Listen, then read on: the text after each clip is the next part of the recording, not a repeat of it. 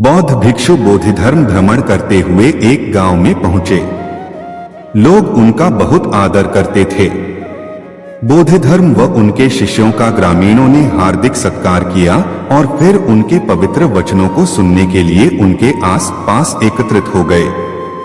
बोधिधर्म लोगों को धर्म और आचरण विषयक अच्छी बातें सरल भाषा में समझाने लगे। तभी वहां एक व्यक्ति आया और बोधिधर्म को अपशब्द कहने लगा। उपस्थित जनसमूह ने उसे रोकने का बहुत प्रयास किया, किंतु वह नहीं माना तथा अनवरत बोधिधर्म को बुरा भला कहता रहा। लोगों ने कहा कि महाराज, यह व्यक्ति कितना उद्दंड है, निरर्थक ही आपको अपशब्द कह रहा है। बोधिधर्म उस व्यक्ति के इस आचरण पर कदापि क्रोधित नहीं हुए और लोगों से बोले कि यह भविष्य में मेरा सबसे बड़ा भक्त बनने वाला है। लोगों ने पूछा कि कैसे? बोधिधर्म ने उत्तर दिया, कोई कुम्हार के यहाँ घड़ा लेने जाता है तो घड़े को बजाकर देखा जाता है कि वह फूटा हुआ तो नहीं है।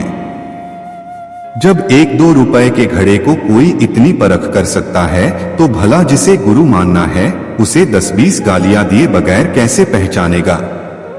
पहले वह परीक्षा लेगा कि गुरु में धैर्य, आक्रोश व समता भाव कितना है। यह जानने के बाद ही तो वह गुरु को स्वीकारेगा। इसलिए यह व्यक्ति मुझे निरर्थक ही अपशब्द नहीं कह रहा है और आगे चलकर वास्तव में वह व्यक्ति बोधिधर्म का सबसे बड़ा भक्त बना। किसी को शिक्षा देने से पूर्व स्वयं का आचरण भी तदनुरूप होना चाहिए, तभी गुरु का महान पद मिलता है। वस्तुत गुरु की गुरुता तभी स्वीकारी जाती है जबकि उसमें सदाचरण के सभी लक्षण मौजूद हों। सत्य की खोज। राजकुमार सिद्धार्थ ने मन ही मन ठान लिया था कि अब उन्हें भी संसार का मोह त्याग कर सन्यासी हो जाना है। सांसारिक सुख, ऐश्वर्य और वैभव विलास में जीवन को व्यर्थ नष्ट करना उचित नहीं है। संसार के रिश्ते नातों और वैभव प्रदर्शन से उन्हें गहन विरक्ति होने लगी। इसी विरक्ति ने उनके अंतर से संसार की प्रत्येक जड़चेतन वस्तु व्यक्ति से मोह को निकालकर बाहर किया।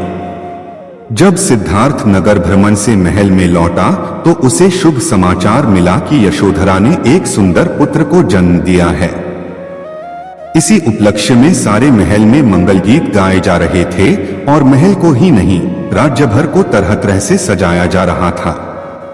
महाराज शुद्धोधन और महारानी प्रजापति की प्रसन्नता की कोई सीमा न थी, किंतु इस शुभ समाचार को सुनकर भी राजकुमार सिद्धार्थ ने कोई प्रतिक्रिया व्यक्त न की।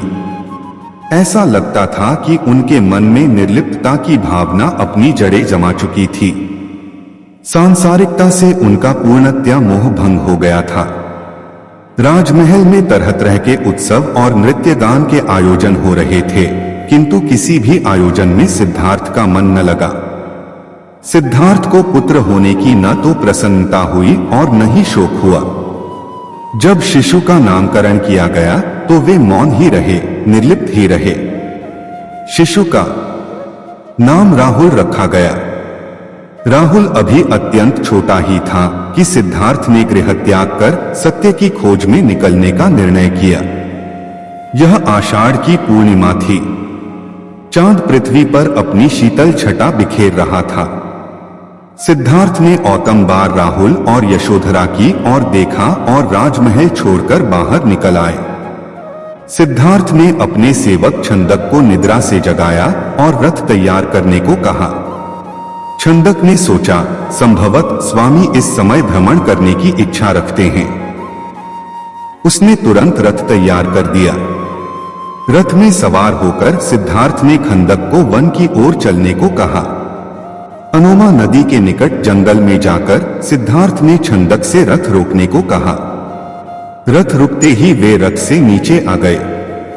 सिद्धार्थ ने अपने सभी राजसी अलंकरण और वस्त्र उतारकर छंदक को सौंपे और उसे महल लौट जाने का आदेश दिया। सिद्धार्थ का आदेश सुनकर छंदक फूट फूट कर रोने लगा। राजकुमार छंदक शोकाकुल स्वर में बोला, जब महाराज और महारानी आपके सन्यासी होने का समाचार सुनेंगे तो उनका तो हृदय ही फट जाएगा। वे इस दुख को कैसे सहन कर पाएंगे? छंदक यह संपूर्ण संसार ही दुखों का मेला है। संसार में रहकर केवल दुख ही पाया जा सकता है। यदि सुख पाना है तो यह संसार छोड़ना होगा। मैं सुख दुख की इस श्रृंखला को समाप्त करने के लिए ही गृह त्याग कर रहा हूं। और फिर सिद्धार्थ ने कटार से अपने रेशमी मुलायम केशों को काट डाला। छंदक को उन्होंने समझाते हुए कहा, छंदक, माता पिता को मेरा प्रणाम कहना और कहना कि संसार के दुखों कष्टों को समाप्त करके मुक्ति का मार्ग खोजने के लिए ही मैं गृह त्याग कर रहा हूं। और इसके बाद सिद्धार्थ ने छंदक को महल लौट जाने का आदेश दिया। सिद्धार्थ के आदेश पर छंदक शोक निमग्न हो राजकुमार को प्रणाम करके राजमहल की ओर लौट चला। छंदक ने राजमहल में लौटकर राजकुमार सिद्धार्थ के गृह त्याग की सूचना दी तो महाराज शुद्धोधन और महारानी प्रजापति का दुख से बुरा हाल हो गया। यशोधरा तो नीर बहाती हुई विलाप कर उठी। राजा शुद्धोधन के मुख से निकला, आज विद्वान पंडितों और ज्योतिषियों की भविष्यवाणी सत्य हो गई। मेरा प्रिय पुत्र गृह त्याग कर लोक का कल्याण करने के लिए सन्यासी बनने को निकल पड़ा। उसे मेरे अनेकों प्रयास भी न रोक पाए। यशोधरा ने अपने पति के राजसी अलंकरणों के त्याग की बात सुनकर अपने शरीर से सभी अलंकरण त्याग दिए, केवल सुहाग चिन्हों को ही शरीर पर धारण किया। यहाँ तक कि पृथ्वी पर सोना और पत्तल पर खाना उसने अपना नियम बना लिया। राजकुमार सिद्धार्थ के गृह त्याग से राजमहल में शोक का सन्नाटा छा गया। राजमहल का वाद्य संगीत और पायल की रुंझुन भी न जाने कहां खो गई। साधना की ओर राजकुमार भ्रमण करते हुए मगध की राजधानी राजगृह के निकट पहुंचे। राजगृह के निकट पहाड़ की अनेक कंदराएं थीं। सिद्धार्थ ने इन्हीं कंदराओं को अपना बसेरा बनाया। इन कंदराओं में एक मर्मज्ञ आचार्य आलाड़ साधनारत रहते थे। सिद्धार्थ ने आचार्य आलाड़ से ही साधना के गूढ़ रहस्य प्राप्त किए और उनके निर्देश पर ही तपश्चर्या में जुट गए। यहाँ पर उन्होंने कठोरता पूर्वक नियम संयम का पालन करते हुए तपश्चर्या आरंभ कर दी। वे साधना में इतना रत हो जाते थे कि उन्हें अपने तनमन की भी कोई सुध-बुध न रहती थी। इस कठोर साधना से उनका बलिष्ठ शरीर धीरे धीरे निर्बल होने लगा, किंतु उन्होंने अपनी तपश्चर्या जारी रखी। किंतु इतना कुछ होने पर भी उनके मन को तनिक भी शांति प्राप्त न हो सकी। इसके विपरीत यहाँ उन्हें और भी अधिक उद्विग्नता ने घेर लिया। उस समय मगध का सम्राट बिंबसार था। जब सम्राट ने यह सुना कि कपिलवस्तु का राजकुमार राजपाट त्याग पहाड़ों की कंदराओं में साधना कर रहा है तो उन्हें बड़ी उत्सुकता हुई कि उनके दर्शन किए जाएं। एक दिन सम्राट बिंबसार सिद्धार्थ के दर्शन करने वहां आ पहुंचा। सम्राट ने सिद्धार्थ को देखा कि राजकुमार का शरीर बड़ा कोमल और सुंदर है। उन्हें सिद्धार्थ पर दया आने लगी। सिद्धार्थ को सम्राट के आने का आभास मिला तो उन्होंने आंखें खोलकर उन्हें प्रणाम किया और वहां आने का कारण पूछा। सम्राट बोले, राजकुमार, इतने कोमल शरीर से इतनी कठोर साधना करना तो अपने ही शरीर पर अन्याय करना होगा। यदि राज्य सुख की आवश्यकता है तो मेरे साथ महल में चलो। सम्राट, यदि मैं राज्य सुख चाहता तो राजमहल का त्याग ही क्यों करता। मेरी इच्छा स्थायी सुख, स्थायी शांति प्राप्त करने की है। ठीक है कुमार, जब तुम अपने उद्देश्य में सफलता प्राप्त कर लो तो एक बार मुझे दर्शन देने अवश्य आना, कहकर सम्राट वहां से चले गए। कभी हिमालय के घने वनों में एक हाथी रहता था। उसका शरीर चांदी की तरह चमकीला और सफेद था। उसकी आंखें हीरे की तरह चमकदार थीं। उसकी सूंड सुहागा लगे सोने के समान कांतिमय थी। उसके चारों पैर तो मानो लाख के बने हुए थे। वह 80,000 गजों का राजा भी था। वन में विचरण करते हुए एक दिन सीलवा ने एक व्यक्ति को विलाप करते हुए देखा।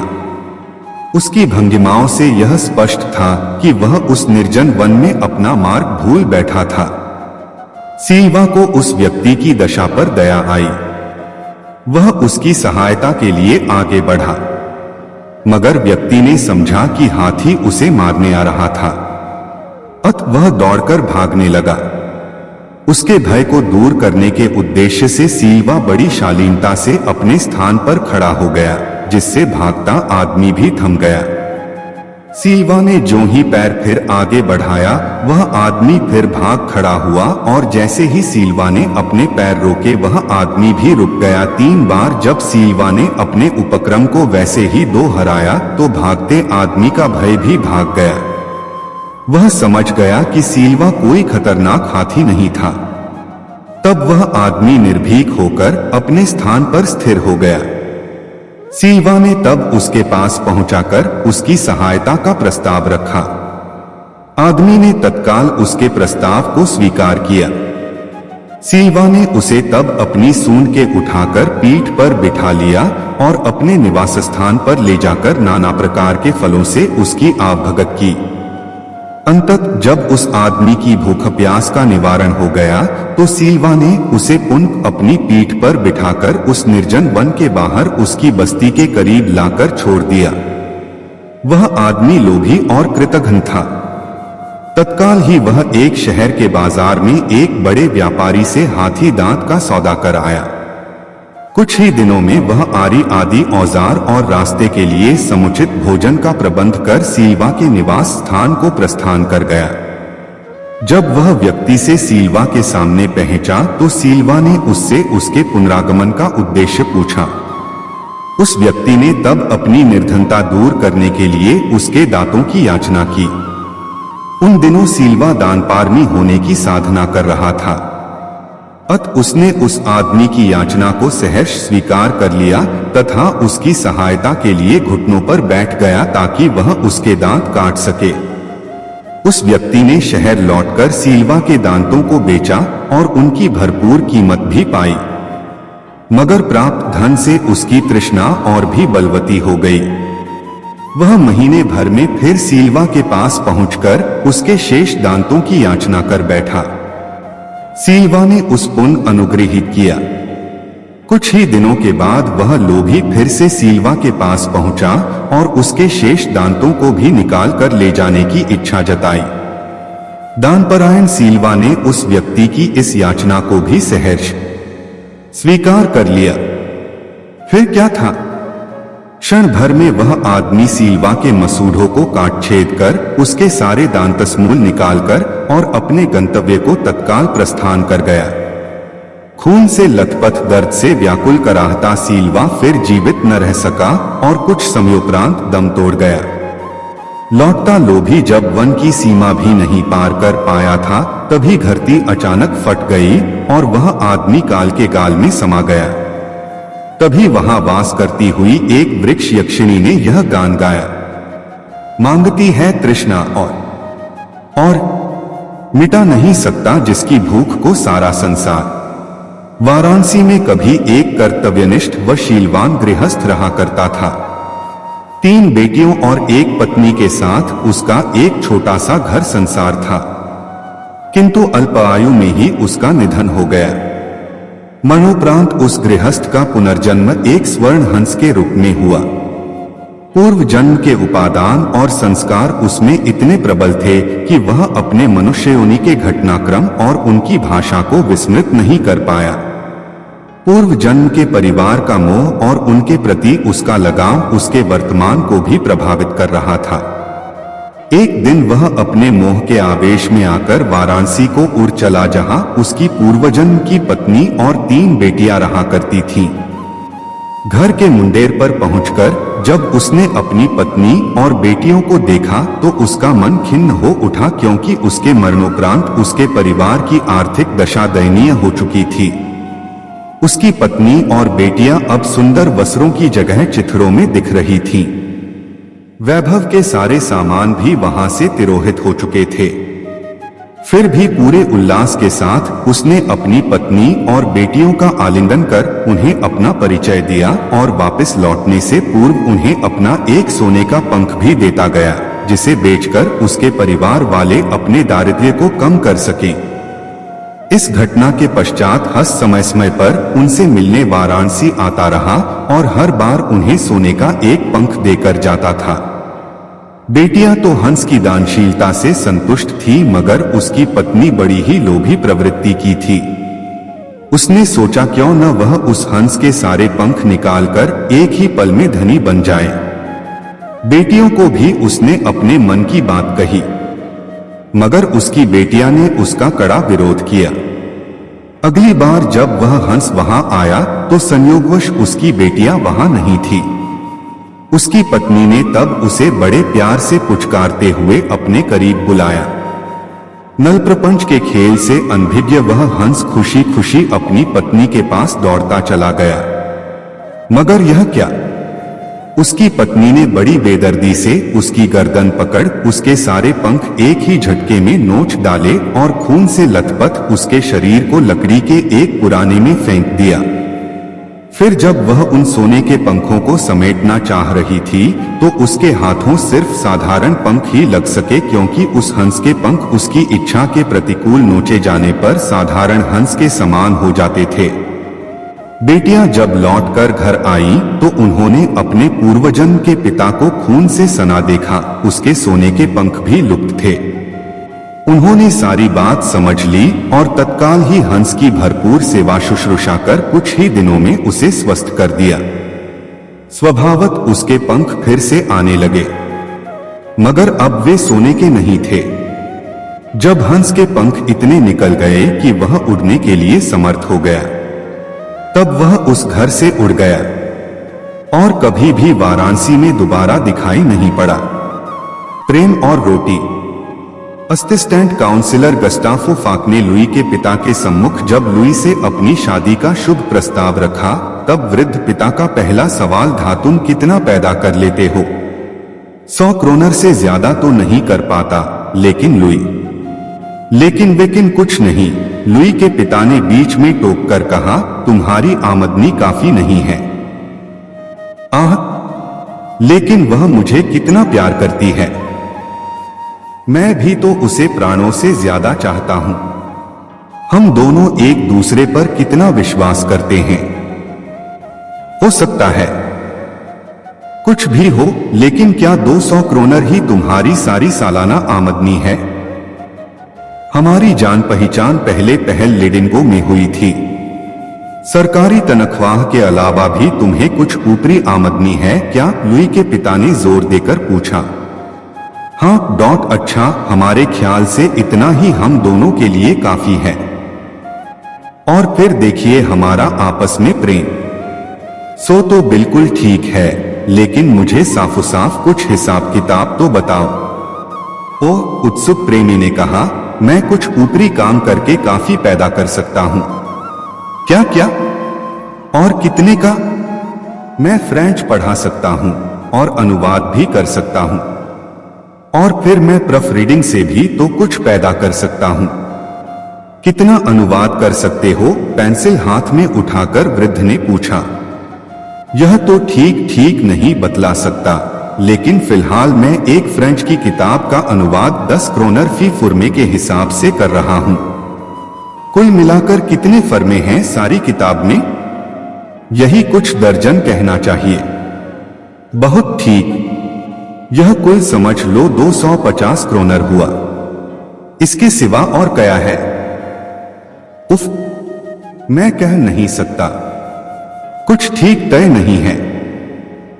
क्या कुछ ठीक तय नहीं है? और तुम शादी करना चाहते हो? अरे बच्चू, मालूम होता है कि तुम जानते नहीं हो कि शादी होती क्या है। समझे? क्या तुम्हें मालूम है कि तुम्हारे बच्चे होंगे, उन्हें खिलाना पड़ेगा, पहनाना पड़ेगा, पढ़ाना पड़ेगा, और उनके लिए न जाने क्या क्या और करना पड़ेगा। लेकिन फाक ने विरोध करते हुए कहा, बच्चे तो देर में भी हो सकते हैं, और हम लोग इतना प्यार करते हैं कि बच्चों का जल्दी पैदा होना बिल्कुल निश्चित है। इसीलिए फिर कुछ रुककर लुई के पिता ने कहना शुरू किया, मेरे ख्याल से तुम दोनों के दोनों शादी करने पर तुले हुए हो, इसमें कोई शक नहीं, और ठीक है, लेकिन यह तो बताओ कि तुम्हें एक दूसरे में कौन सी बात अच्छी लगती है। क्योंकि मुझे लग रहा है कि मुझे तुम्हारे विवाह के लिए अब अनुमति देनी ही पड़ेगी, इसलिए अच्छा है कि जो समय तुम लुई के पास बैठकर बर्बाद करते हो उसमें काम करके कुछ पैदा ही करो। वृद्ध की इस स्वीकृति से युवक फाक एकदम खिल उठा और उसने बड़े सम्मान और आदर के साथ उनके हाथ चूम लिए। भगवान ही जानता है वह उस वक्त कितना खुश था और उसकी लुइयो वह भी तो फूली नहीं समाती थी। शाम को जब वे साथ साथ हाथ में हाथ डालकर घूमने गए तो कैसा सुंदर गर्व सा अनुभव कर रहे थे और उनके मुखों पर एक विचित्र चमक सी खिल रही थी। अब वह शाम को उससे मिलने आने लगा था। साथ में वे छपे हुए कागज ले आया करता था जिनका वह प्रूफ ठीक करता होता। इसका पापा के ऊपर बड़ा अच्छा असर पड़ा और लुई ने भी सोचा कि मेरे लिए वह कितनी मेहनत करते हैं, यही सोचकर वह उसे चूम लेती। लेकिन एक दिन शाम को जरा जी बहलाने की गरज से वे थिएटर चले गए। वहां से लौटे तो एक सिकर में। इस सब में पूरे 10 क्रोनर खर्च हो गए। इसी तरह कई और दिन शाम को वह ट्यूशन पर न जाकर लुई के साथ घूमने निकल गया। जैसे जैसे शादी का दिन नजदीक आता जाता था अपना घर सजाने की फिक्र उन पर सवार होती जाती थी, इसलिए कुछ जरूरी चीजें भी खरीदनी थीं। उन्होंने एक बढ़िया सा पलंग खरीदा जिसमें स्प्रिंगदार गड्ढे, बढ़िया चादर, तकिया और मच्छरदानी भी साथ में थे। लेकिन लुई को एक नीला रेशमी लिहाफू चाहिए था क्योंकि उसके बाल पीले सुनहरे रंग के थे, सो वह भी खरीदा गया। इसके सिवाय उन्होंने लाल शेड वाला एक लैंप खरीदा, वीनस की एक चीनी की प्रतिमा खरीदी और एक मेज ली जिसमें चाकू, छुरी, कांटे और शीशे के बर्तनों का एक बढ़िया सेट भी शामिल था। रसोई के लिए बर्तन खरीदने में लुई ने अपनी मां की सलाह और सहायता ली। तो इस तरह बेचारे असिस्टेंट काउंसिलर की नाक में दम था। इधर से उधर मकान ढूंढने के लिए दौड़े दौड़े फिरता, कारीगरों के काम की देखभाल करता, सब फर्नीचर आ गया या नहीं यह खबर रखता, चेक लिखता, क्या क्या नहीं करना पड़ रहा था बेचारे को। और इस बीच में स्वाभाविक ही है कि गस्टाफो कुछ पैदा नहीं कर सकता था। उसने सोचा शादी हो जाने पर फिर सब ठीक हो जाएगा, खूब किफायतशारी करेंगे। सबसे पहले तो एक छोटा सा ही मकान लेकर रहेंगे। और फिर सच बात तो यह है कि बड़े मकान के मुकाबले में छोटे मकान की सजावट अच्छी और आसानी से हो जाती है, तो इसलिए उन्होंने पहली मंजिल पर 600 क्रोनर पर एक मकान किराए पर लिया जिसमें 2 कमरे, एक रसोई और जिन्स के लिए एक कोठरी थी। पहले लुई का ख्याल था कि खुली छत वाले 3 कमरे ठीक रहेंगे। फिर उसने सोचा, जब हम एक दूसरे से इतना प्यार करते हैं तब इन सब बातों से क्या होता है।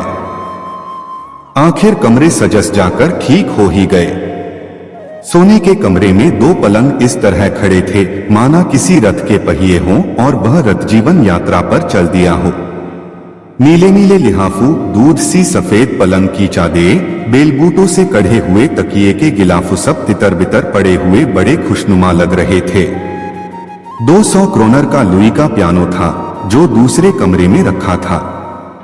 दूसरा कमरा बैठने, खाने और पढ़ने लिखने के लिए भी था। इसमें एक बड़ी और बढ़िया राइटिंग टेबल और मेल खाती हुई कुर्सियों के साथ एक डाइनिंग टेबल थी, एक बड़ा गिल्ट के फ्रेम का दर्पण, एक सोफा और एक किताबों का केस सारे के सारे कमरे की शोभा को बढ़ाकर जैसे उसमें बड़ा सुख और आराम सा भरे देते थे। विवाहोत्सव शनिवार की रात को संपन्न हुआ था और दूसरे दिन रविवार को काफी दिन चढ़े तक पति पत्नी सोए हुए थे। गस्टाफो पहले उठ बैठा, हालांकि सूरज की तेज रोशनी किवाड़ों की संदों में होकर आ रही थी, फिर भी उसने किवाड़ों को खोला नहीं, प्रत्युत लाल शेड वाला लैंप जला दिया जिसके अरुण प्रकाश में वीनस की चीनी की प्रतिमा एक रहस्यभरी आभा से ज्योतित होकर खिल पड़ी। तृप्त और अलसाई बधू भी पास ही लेटी हुई थी। वह खूब मीठी नींद सोई थी और क्योंकि इतवार का दिन था इसलिए सड़क पर मालस बाप के ठेले और खचड़ों का वह कोलाहल नहीं था जो उसे रोज जगा देता था। और जरा देर बाद ही गिरजे का मधुर घंटा टन टन बजने लगा, मानो पुरुष और नारी के मृदुल मिलन से उत्पन्न सौंदर्य सृष्टि के शुभावसर पर बाजे बजाकर बधाइयां दे रहा हो। लुई ने करवट बदली। गस्टाफो पर्दे के पीछे कपड़े पहनने चला गया, जहां से फिर वह रसोई में खाने की तैयारी के लिए आदेश देने चला गया। तांबे और टीन के नए नए बर्तन ओह कैसे जगमग चमचमा रहे थे, और यह सब उसी का तो था और था उसकी प्यारी पत्नी का। उसने रसोइये से कहा, पास के ही रेस्तरों में जाओ और कह दो कि ठीक वक्त पर 2 जनों के लिए खाना यहाँ भेज दिया जाए। रेस्तरां का मालिक गस्टाफ और लुई के इस विवाह के विषय में पहले से ही जानता था और उसे खाना तैयार करके रखने के लिए आदेश भी 1 दिन पहले ही मिल चुका था। आज वह केवल सूचना पाने की प्रतीक्षा कर रहा था। तत्पश्चात दूल्हा महाशय फिर लौटकर शयनगृह के द्वार पर पहुंचे और धीरे से किवाड़ों को खटकाकर कहा, क्या मैं अंदर आ सकता हूं? एक हल्की सी चीख सुनाई पड़ी और फिर ही प्रियत मजरा बस ठहर जाओ।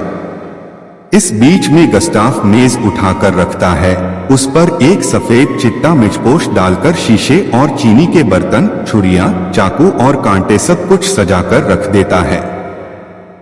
जैसे ही लुई ने कमरे में पदार्पण किया, सूर्य की रजत रश्मियों ने उसके गालों और सुनहरी केशों को चूमकर उसका स्वागत किया।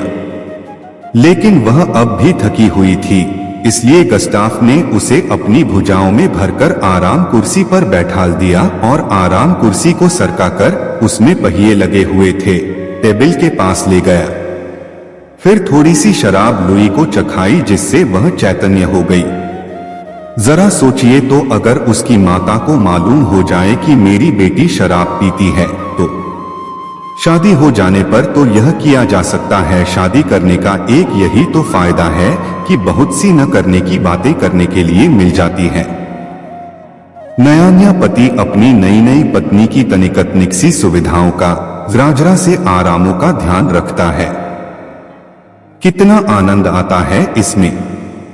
यह तो ठीक है कि कुमारावस्था में भी मैंने बड़ी बड़ी दावतें खाई थीं, लेकिन उनसे क्या मुझे आनंद मिला था? कुछ भी तो नहीं। इस प्रकार की बातें गस्टाफ बियर के गिलास में ओंठ लगाए सोच रहा था। और यह कुंवारे लोग भी कैसे खोखले दिमाग के होते हैं, कूढ़ मगज। अरे शादी नहीं करना चाहते, यह भी कोई बात है भला? और कितने खुदगरज हैं यह लोग। इन लोगों पर तो मेरे ख्याल से टैक्स लगाना चाहिए, टैक्स जैसे कुत्तों पर लगता है। किंतु लुई अपने विचारों में इतनी कट्टर नहीं है। वह बड़ी सहूलियत और मीठेपन से इस बात को जोर देकर कहती है कि वे बेचारे जो शादी नहीं करते, रहन के काबिल हैं। अगर उनकी हैसियत शादी करने की हो तो वे कुंवारे कभी नहीं रहे। गस्टाफ के दिल में जरा सी कसक है, हाँ, लेकिन सुख कोई धन से ही तो नहीं मिलता। नहीं, लेकिन खैर कोई बात नहीं, थोड़े दिन में ही बहुत सा काम मिल जाएगा और तब फिर सब काम ठीक से चलेगा। और इस समय तो वह बढ़िया खाने खा ही रहा है, मेवे, मिठाइयां और शराब। लुई सशंकित हो उठती है और संकोच से पूछ बैठती है, क्या हम हमेशा ही इस ढंग से रह सकेंगे? और उत्तर में गस्टाफ उसके गिलास में थोड़ी सी शराब और उड़ेल देता, ओह तुम बड़ी पगली हो लुई, बेकार डरती हो। ऐसा दिन रोज रोज नहीं आता मेरी लुई। जीवन बहुत सुंदर है और यदि उसकी इस सुंदरता का उपभोग करने का अवसर मिले तो उसे छोड़ना नहीं चाहिए। शाम को 6 बजते हैं और 2 घोड़ों वाली एक शानदार फिटन उनके दरवाजे पर आकर खड़ी होती है। बात की बात में वे उस पर हवा खाते होते हैं। लुई और गस्टाफ बड़े आराम से सीट का सहारा लेकर बैठते हैं। जब उनके जान पहचान वाले और मित्र उन्हें राह चलते मिल जाते हैं और बड़े ताज्जुब और ईर्ष्या से उनका अभिवादन करते हैं, तब वे बड़ा सुख अनुभव करते हैं। इस असिस्टेंट काउंसिलर के हाथ अच्छा माल लगा है। एक तो बीबी मिली और ऊपर से रुपए वाली, साथ ही वे यह जरूर सोचते होंगे, और हम गरीब लोगों को पैदल धूल फांकते चलना पड़ता है। घोड़ा गाड़ी पर चढ़कर चलने में कितना मजा आता होगा। मखमली गद्दोंदार सीटों पर बैठे बैठे चले जाइए, बिना किसी जरा सी भी तकलीफ के, बिना कोई मेहनत किए हुए। सुखी विवाहित जीवन की प्रतीक है यह घोड़ा गाड़ी। तो इस तरह उनका पहला महीना रासरंग, नाचत माशो और दावतों में ही बीता। फिर भी जो समय वे घर पर व्यतीत करते थे वह सबसे अधिक आनंदप्रद होता। रात में लुई को अपने ससुर के घर से लाने में एक अजब तरह का आनंद गस्टा को आता। घर लौटकर वे जो चाहे सो करते, थोड़ा सा कुछ खाना तैयार करते, फिर खा पी कर काफी रात गए तक गपशप लड़ाते। गस्टाफ हमेशा कम खर्च करने के पक्ष में रहता, कम से कम उसका ऐसा ख्याल जरूर था। हालांकि व्यवहार में इस पक्ष के विरुद्ध कार्य करने में उसे कृतई कोई मुसीबत नहीं मालूम पड़ती थी। एक दिन नई दुल्हन और रसोइये ने मिलकर भुनी मछली में उबले हुए आलू मिलाकर तरकारी बनाई, लेकिन वह गस्टाफ को पसंद नहीं आई। जब एक दिन फिर लुई ने वही तरकारी तैयार की, तब उसने बाजार जाकर 1.5 क्रोनर की कुछ बढेरे खरीद ली और सोचा कि मैंने बहुत सस्ता सौदा पटा लिया। लेकिन घर पहुंचा तो लुई ने उल्टी ही बात कही। उसने कहा, तुम ठग आए और फिर शिकार खाना फिजूल खर्ची करना है। फिर लुई ने सोचा कि इतनी छोटी छोटी सी बात के लिए पति से विरोध करने से काम कैसे चल सकता है। कुछ महीनों बाद लुई फाक की तबीयत खराब हो गई, लेकिन बात क्या थी यह किसी की समझ में नहीं आता था। क्या सर्दी लग गई? क्या पीतल या तांबे के बर्तनों में खटाई की कोई चीज भूल से रखने की वजह से जहरीली हो गई होगी और उसे लुई शायद खा गई हो। डॉक्टर को लुई को देखने के लिए बुलाया गया। उसने खूब अच्छी तरह परीक्षा करने के बाद कहा, कुछ भी तो बीमारी नहीं है, और ठट्टा मारकर हंस पड़ा। लेकिन लुई तो बहुत बीमार थी। शायद दीवार के कागज में संख्या आ रही हो और वह हवा में उड़कर उसकी सांसों द्वारा अंदर पेट में पहुंच गई हो। इसलिए गस्टाफो दीवार का कुछ कागज छुड़ाकर एक केमिस्ट के यहाँ ले गया और उसने कहा कि इसका ठीक से बारीक विश्लेषण करो। और केमिस्ट के वैज्ञानिक विश्लेषक ने घोषणा की कि इस कागज में किसी तरह की कोई भी जहरीली चीज नहीं है। लुई की बीमारी कम नहीं हो रही थी।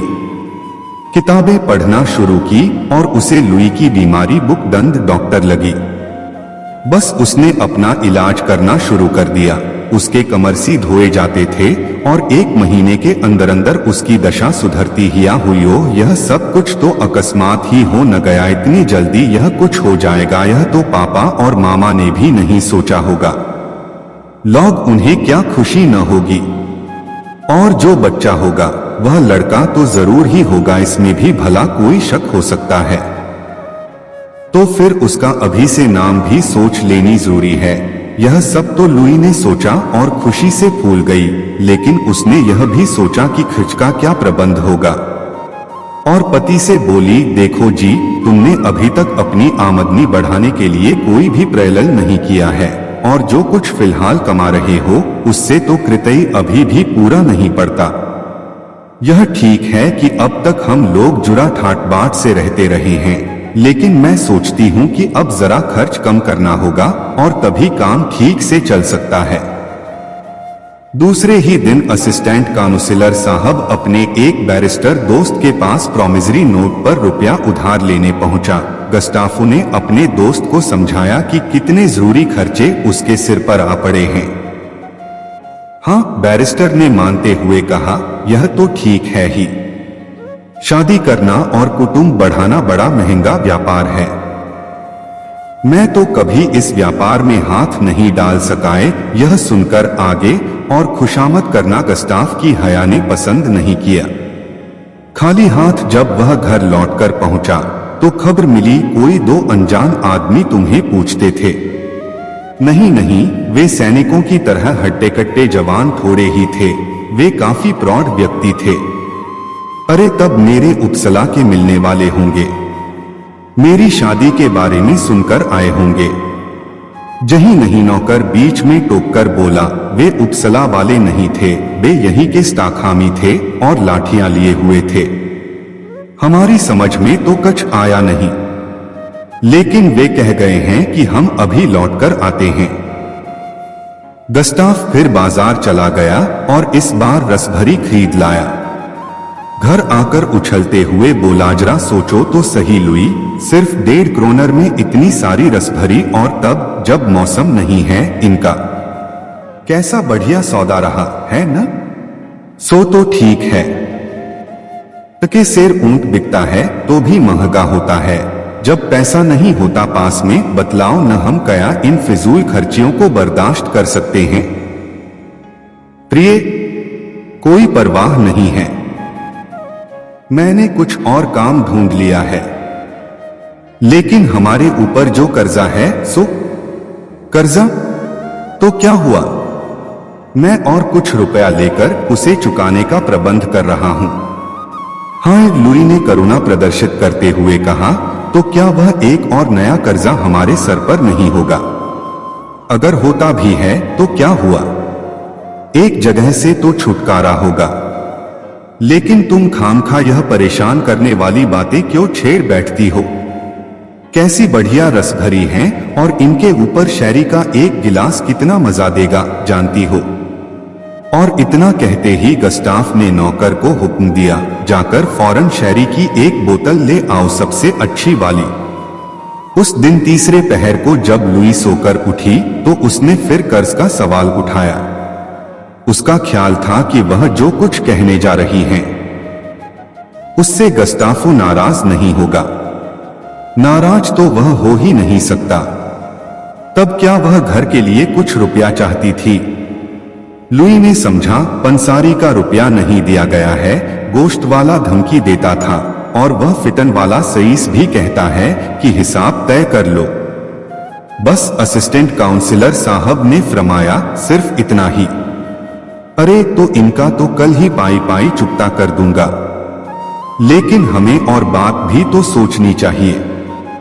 आज शाम को पार्क में घूमने चलोगी ना? लेकिन फिटन पर नहीं चलेंगे, प्राण से ही काम चल सकता है।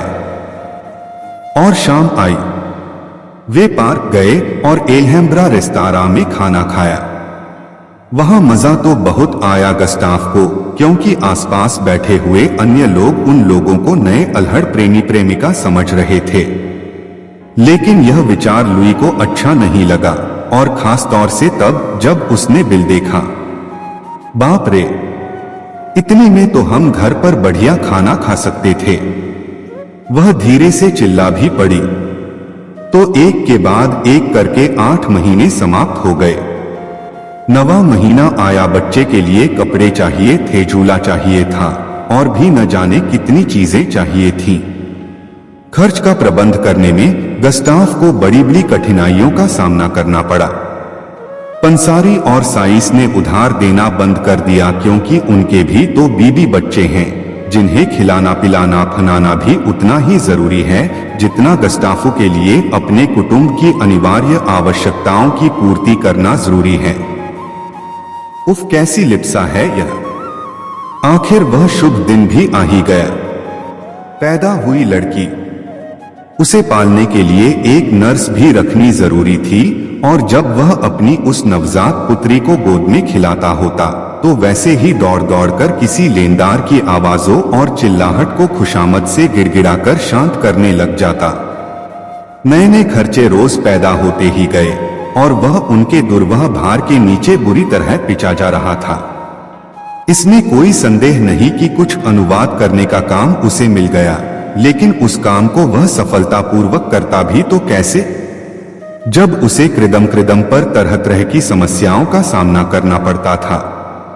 इसी दुरावस्था में गस्टाफ अपने ससुर से सहायता मांगता है, लेकिन वह उसे बहुत रुखेपन से जवाब देता है, मैं इस बार तो तुम्हारी मदद किए देता हूँ, लेकिन आइंदा फिर कभी नहीं करूँगा।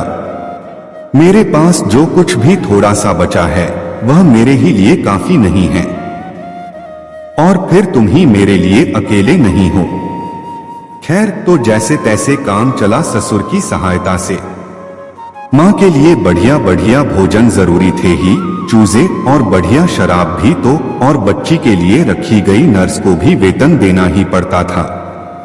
खैर सौभाग्यवश जैसे तैसे लुई फिर बिल्कुल अच्छी हो गई। उसका पहला सौंदर्य और आकार लौट आए। तब एक दिन ससुर ने फिर दामाद से कहा, अगर बर्बाद नहीं होना चाहते तो अब आइंदा और बच्चों के लिए कोशिश मत करना। फिर भी कुछ दिनों तक गस्टाफो फाक का छोटा सा कार्टून प्रेम और ऋण पर पलता रहा, लेकिन और कब तक पलता रहता। एक दिन दिवालियेपन ने आकर गला दबोच ही तो लिया। घर के मालस बाप की कुर्की पर चढ़ने की नौबत आ गई। तब एक दिन लुई के पिता आकर मां बेटी दोनों को लेकर चलते बने। सिकर्म में बैठते बैठते वृद्ध यह कहने से न चुका, मैंने अपनी पुत्री एक ऐसे शख्स को उधार दी थी जिसने उसकी इज्जत उतारकर उसे साल भर बाद ही लौटा दिया। लुई खुशी से गस्टाफ के साथ रहती, लेकिन वहां तो पेट के लिए एक नाज का दाना तक भी तो नसीब नहीं था। वह अकेला रह गया। एक दिन कुक अमीन वही लाठी वाले लोग आए और उसके मकान से रसोई के बर्तन तक उठाकर ले गए। घर में न एक फूटी कौड़ी बची, न पानी पीने को एक गिलास, और न लेटने को टूटी चारपाई, और न फटा बिस्तर ही। गस्टाफो का असली जीवन अब शुरू हुआ था। उसने किसी तरह एक दैनिक समाचार पत्र में प्रूफरीडी की जगह पाली थी, जहां उसे रात को 8-8, 10-10 घंटे तक काम करना पड़ता था। सरकारी नौकरी उसकी अब भी बाकी थी, हालांकि तरक्की रुक गई थी क्योंकि वह दिवालिया घोषित नहीं किया गया था। ससुर साहब ने उसके ऊपर इतनी दया जरूर की कि उसे इतवार को अपनी पत्नी और पुत्री से मिलने की अनुमति दे दी, लेकिन एक क्षण के लिए भी वह लुई को अकेले में गस्टाफ के पास नहीं रहने देता था। जब शाम को वह अपने अखबार के ऑफिस में जाने लगता था तो वे लोग उसे दरवाजे तक पहुंचाने आते थे और वह अपने कुचले हुए मरे हुए आत्मसम्मान को लेकर विदा हो जाता था। अपने ऊपर से सारे बोझ को उतारने में संभव है गस्टाफ को 20 वर्ष लग जाएं और तब क्या वह अपनी पली और पुत्री का भरण पोषण कर सकेगा? शायद नहीं, और अगर दुर्भाग्य से इसी बीच में उसके वृद्ध ससुर साहब ढुरक जाएं, तब तो वे सबके सब बिना घर बार के हो जाएंगे। इसलिए उस क्रूर हृदय वाले अपने वृद्ध श्वसुर के प्रति भी उसे कृतज्ञ होना चाहिए, जिसने इतनी निर्ममता से उसके सारे मानवीय सुख को उससे जबरदस्ती छीन लिया। हाँ, और मानव जीवन स्वयं भी तो आज इतना कठोर और कुरूप हो उठा है। खेत में हल चलाने वाले जानवरों का गुजारा तो आसानी से हो जाता है, लेकिन सारी सृष्टि में मनुष्य ही ऐसा प्राणी है जिसे अपना पेट भरने के लिए मेहनत मजदूरी करने की जरूरत पड़ती है। कितने शर्म की बात है। और यह शर्म चीख चीख कर पूछ रही है कि इस जीवन में हर एक इंसान को क्यों मेवे मिठाई खाने को नहीं मिलते, अरे क्यों रोटी भी नहीं मिलती। हरे राम राम राम हरे हरे, हरे कृष्णा कृष्णा कृष्णा हरे हरे, हरे राम राम राम हरे हरे, हरे कृष्णा कृष्णा कृष्णा हरे हरे, हरे राम राम राम हरे हरे, हरे कृष्णा कृष्णा कृष्णा हरे हरे, हरे राम राम राम हरे हरे, हरे कृष्णा कृष्णा कृष्णा हरे हरे, हरे राम राम राम हरे हरे, हरे कृष्णा कृष्णा कृष्णा हरे हरे, हरे राम राम राम हरे हरे, हरे कृष्णा कृष्णा कृष्णा हरे हरे, हरे राम राम राम हरे हरे, हरे कृष्णा कृष्णा कृष्णा हरे हरे, हरे राम राम राम हरे हरे, हरे कृष्णा